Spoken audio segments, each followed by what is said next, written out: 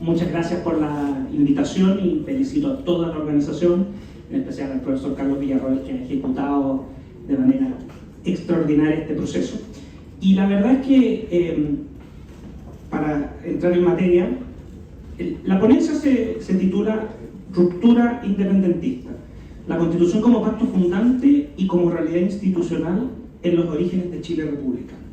Y la verdad es que este tema tiene bien vale la pena darle una segunda vuelta ahora, en medio de este largo proceso en el que estamos como país, y radica un poco en volver a lo básico, volver a lo esencial, y en este caso es plantearnos una pequeña reflexión o duda en torno a cómo el marco intelectual que está vigente durante nuestro proceso de emancipación repercute en lo que va a ser posteriormente el constitucionalismo de la época de los ensayos constitucionales y finalmente en la Constitución de 1833.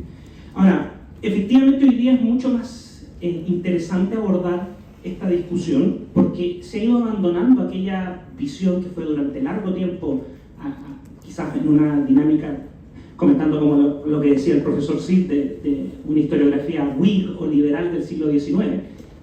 Ya hoy día tenemos una suerte de consenso en torno a que no fue una revolución liberal ilustrada en un continuo, o sea, esto no fue una ruptura al estilo de lo que podría ser los símiles que siempre se citan, ¿no?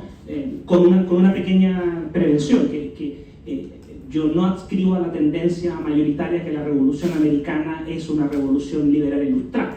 Al contrario, uno puede seguir mucho más en esto la línea de Russell Kirk y otros historiadores y filósofos norteamericanos que plantean que en el fondo esta es una revolución conservadora, una actuación para preservar.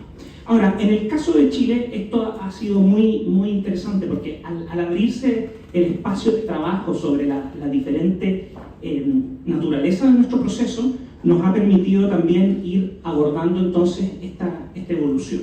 Y en este sentido, uno podría aventurarse de alguna manera a decir con mucha tranquilidad que la independencia chilena no es ni revolución en el término de la Revolución Francesa, ni las revoluciones ilustradas, ni tampoco es liberal en ese sentido propiamente tal.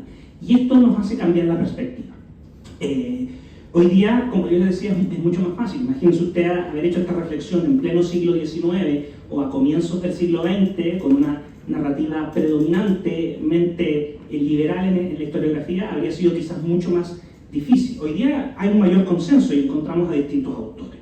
En este orden de ideas, un punto de partida relevante es que la crisis imperial, o la crisis en este sentido que se produce en la corona, en España, a raíz de la invasión napoleónica, va a producir un efecto relevante, pero además no solamente es un efecto como causa externa que gatilla o cataliza los procesos nacionales, sino que también tiene una realidad que es que va a ser un motivo subyacente en lo que va a tratar de lograr el constitucionalismo de los primeros años de la República Chilena.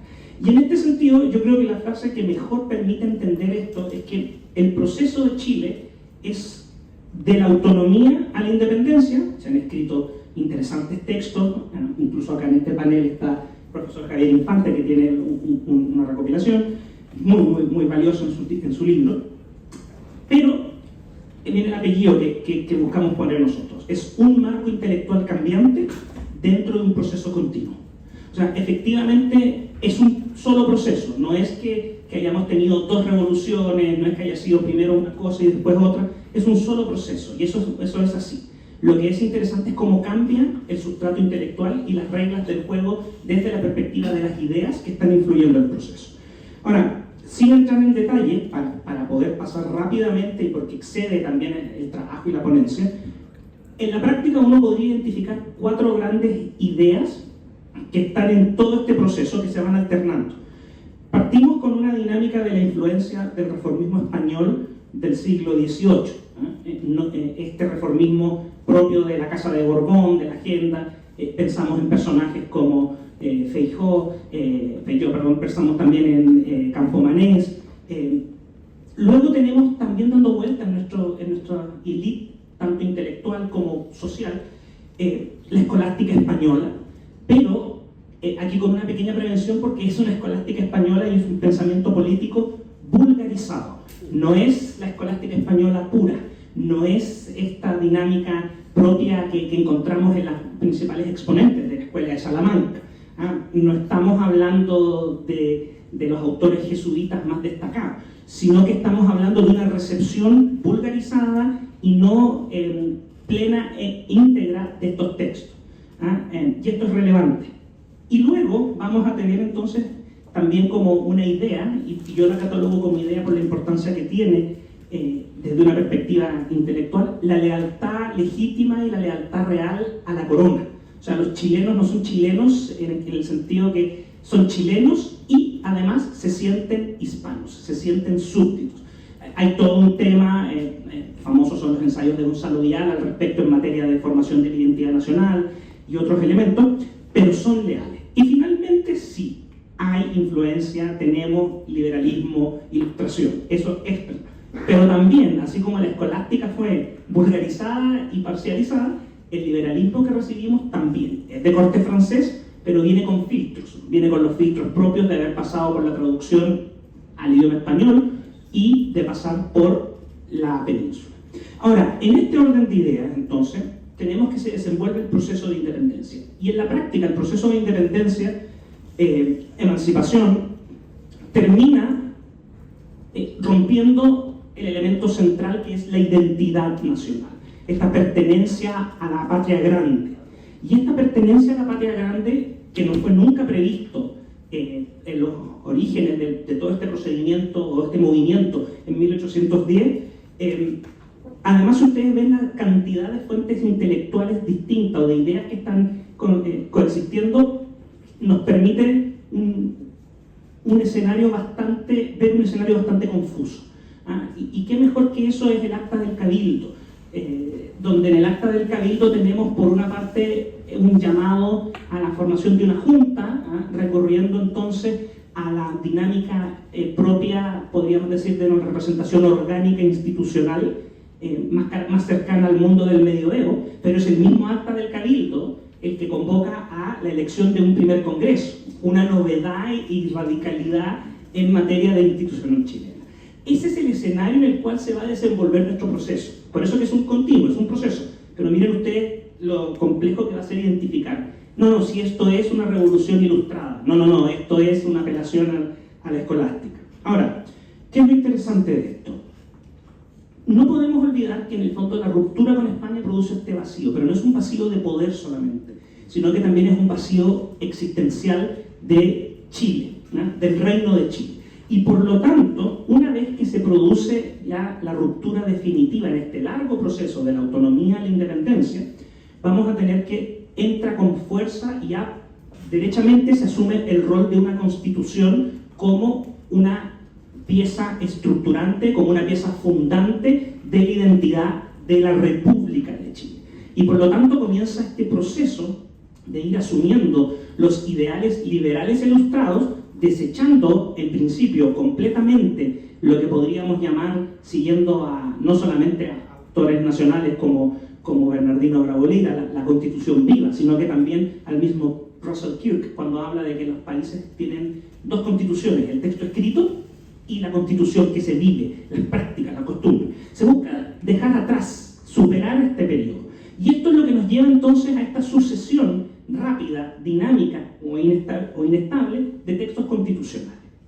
Ahora, es porque la Constitución entonces conscientemente se ve como este pacto, busca darle identidad. Y de alguna manera nosotros podríamos asumir que ya en esta etapa, en 1818 en adelante, la Constitución es el reflejo de la nación y se produce esta identidad que se comentaba en el panel anterior. Lo que está en la Constitución da forma a la ciudadanía y esa es la teoría y eso es lo que se busca. Ahora, esta búsqueda se vuelve incesante. ¿Por qué? Porque efectivamente nosotros, si revisamos los textos, independiente que sean los provisorios o ya las constituciones, van asumiendo una tras otra distintos idearios. Algunas buscan implementar derechamente el modelo de los Estados Unidos, otros comienzan a copiar instituciones de las constituciones francesas, otros incluso miran a la Constitución de Cádiz, pero ninguno responde a lo que había sido esta constitución histórica o viva de nuestra nación hasta entonces. Y aquí es donde se produce esta influencia, porque es este mismo confuso marco intelectual o sucesión de marcos intelectuales de la independencia lo que nos lleva a los periodos de ensayos constitucionales y esta búsqueda que solo va a terminar en 1833. No voy a entrar en la discusión si es la reforma de la Constitución del 28 o una nueva Constitución propiamente tal, pero lo que sí es relevante a considerar es que va a ser este texto, que no es precisamente el texto que venga de cero y de la nada, sino que es un texto que comienza y busca recoger, después de la práctica de 2 años de institucionalidad, la constitución histórica y darle una forma de constitución escrita siguiendo la usanza del constitucionalismo del siglo XIX. Y entonces se produce este doble efecto de fundante. Es fundante de la República porque un sinnúmero de instituciones, no voy a hablar de tradición constitucional, pero de instituciones que pasan a formar parte de la identidad chilena, van a tomar no solamente su nombre, sino que su forma y su contenido en la Carta de la Constitución de 1833. Y de ahí se proyecta.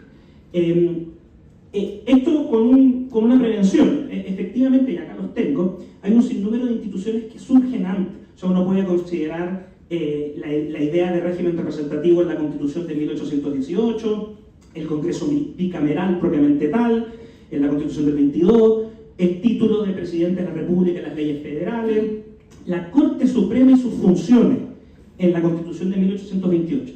Pero ¿cuál es la gracia de la Constitución de 1833? Que las armoniza, las arma y le da un sustrato jurídico, político, institucional, y las pone en movimiento posteriormente. Y en este orden de idea, entonces, la Constitución va a ser fundante de la nueva República, pero fundante también de la posible o eventual tradición constitucional chilena.